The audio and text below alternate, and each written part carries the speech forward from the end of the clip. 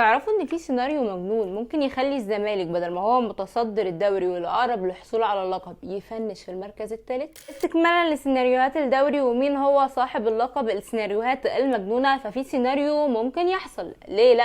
السيناريو ده بيقول ان الزمالك وبيراميدز يفوزوا في ماتش واحد بس من الماتشين اللي باقيين اليوم، والنادي الاهلي يفوز في الماتشين بتوعه. اول كنا بنقول لو قارنا بين الزمالك وبيراميدز الافضليه هتكون للزمالك بسبب المواجهات المباشره، ولكن في الحالة دي هنبعد تماما عن المواجهات المباشرة واللي هيحسم يكون فرق الأهداف، وده لأن كده في حسابات معقدة. الزمالك فاز على بيراميدز، بيراميدز فاز على الأهلي، الأهلي فاز على الزمالك، ففرق الأهداف هو اللي هيحسمها. فرق الأهداف ده بقى في صالح بيراميدز، وقتها هيكون هو صاحب لقب الدوري. وفي المركز الثاني هيجي مين؟ هيجي النادي الأهلي لأن فرق الأهداف في صالحه، وفي المركز الثالث هيجي نادي الزمالك.